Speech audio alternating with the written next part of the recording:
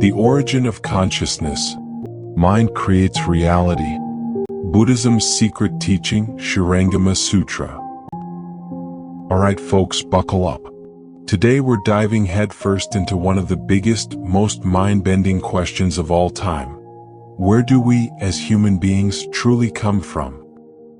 If the universe started with no one in it, where did our mind, our thoughts, our consciousness come from?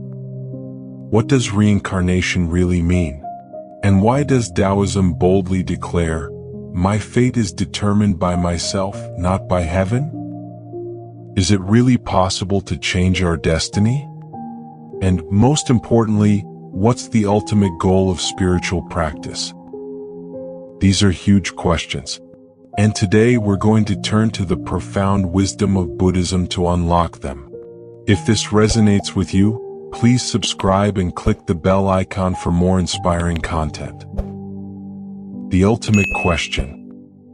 Have you ever sat alone on a quiet night, gazed up at the stars and suddenly thought, where did all of this really come from? If the universe had a beginning, what was there before the beginning? And even scarier, what if there was never a beginning at all? One of our viewers asked this exact question, and it's like a master key sliding perfectly into the lock of the universe itself. He asked, at the universe's origin, there were no people. So where did mind and consciousness come from? The alaya vijnana, the storehouse consciousness, manifests based on the karma of sentient beings. But in the beginning there were no beings, no things, so where did the karma come from? That is a brilliant question. It slices straight into the blind spot of how we normally think. And to answer it, we need to go deep into one of the most powerful and mysterious Buddhist scriptures ever revealed, the Shurangama Sutra. Breaking the first illusion, beginning. First, let's tackle the word that traps almost everyone, beginning. When you hear beginning, your mind probably draws a timeline. The Big Bang, galaxies form, Earth appears, single-celled organisms, dinosaurs, humans, finally, our thoughts and consciousness. That's the story we've been taught since childhood. Logical, right? But here's the shocking part. The ancient masters said this entire linear view of time is itself an illusion, a low-dimensional hallucination. The Shurangama Sutra uses a radical term, no beginning. Wuxia. No beginning to reincarnation. No first moment of the universe. Instead, it's more like a circle. No start, no end. The dream analogy. Here's a simple analogy. Imagine you're dreaming right now. Inside the dream, you're born as a baby. You go to school, work a job, get married, live 80 years of life. Now I ask you, was your birth in the dream the beginning of the dream? Of course not. The moment you started dreaming, everything, the dream time, dream space, dream you, your whole dream life, all appeared simultaneously. That's the real secret behind the universe. The beginning isn't a first second on a timeline. It's a state of origin that exists beyond our 3D time-bound perception. We are the dreamer. And the universe we live in, with its billions of years, is simply the content of that dream. So the question at the beginning, where were people, is already based on a false premise. It assumes a one-way street of time. And from the Dharma's ultimate perspective, that's the very first illusion we need to break. Who is the dreamer? Alright, so time's illusion is shattered. But now the bigger, scarier question arises.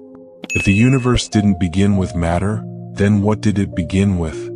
Who, or what, is the dreamer? Here's the most mind-shattering secret from the Shurangama Sutra. It is mind that gives rise to all things, not matter giving rise to mind. We usually assume the physical brain produces consciousness, but the sutra says that's completely backwards. The mountains, rivers, stars, your body, your thoughts, your emotions, all of it is illusory manifestation from what's called the true mind, pure, luminous awareness that each of us already possesses. This isn't your physical heart, nor your brain's thoughts. It's your original face, your permanent, untainted awareness. The eye analogy.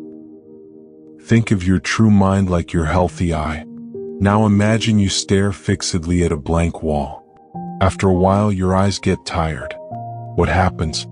You start seeing phantom spots, floating lights, what's sometimes called flowers in the sky. Where did these flowers come from? Nowhere. Do they really exist? No.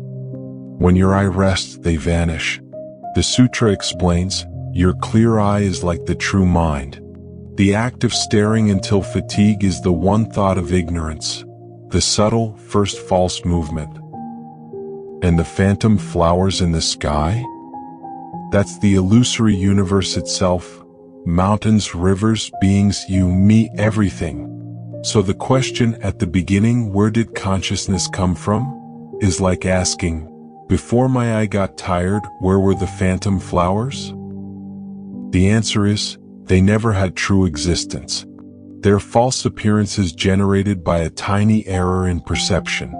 The moment of ignorance produces both subject, the one who sees, and object, the world being seen. Mind and matter arise together like two sides of a coin. That is the real Genesis story. The Creator isn't an external God, it's your own forgotten true mind. Again. The Creator isn't an external God, it's your own forgotten true mind. This is the truth. Pause here and reflect deeply. If you rush past this point, you'll miss the essence. It was your very first thought, the decision to look at the wall, that gave rise to both subject and object, seer and seen. The karma question. But what about karma? Our viewer asked, where did the karma come from? Here's where it gets even deeper. Once the true mind moves with ignorance, it produces a hybrid state, the alaya vijnana, the storehouse consciousness. Think of it like a cosmic cloud database. Every thought, word, and action plants seeds into it. Ignorance gives rise to discrimination, the illusion of self and other.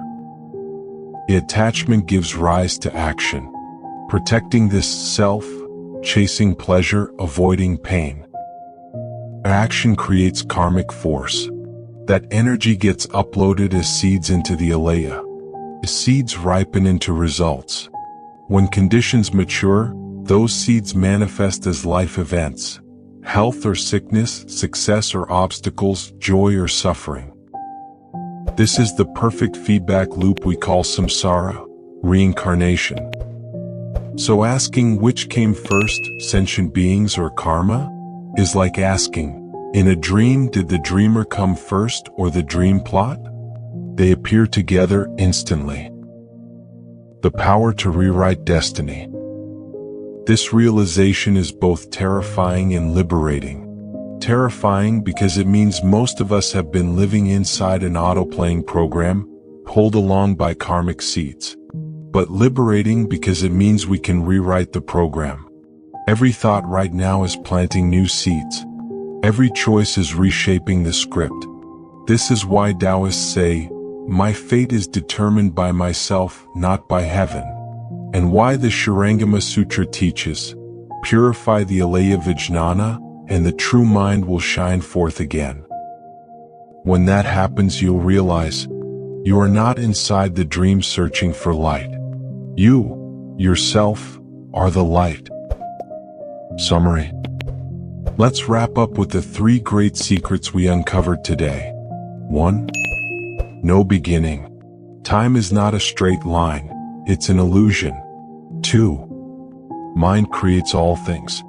Matter doesn't produce mind. Mind manifests matter.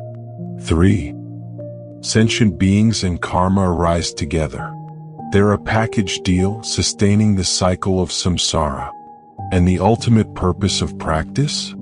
Not praying to gods, not blind rituals, but purifying your own seeds, returning to the luminous true mind. That's the path to true freedom. So, if you resonate with this teaching, type in the comments. Return to the true mind. Light shines everywhere. Let's join our intention together and send that light across the whole universe. That's today's journey, friends. If this expanded your perspective, give it a like, share it with someone curious about life's biggest questions, and don't forget to subscribe for more deep dives into wisdom traditions. Remember, the dream isn't real, but you, the light behind the dream, always are.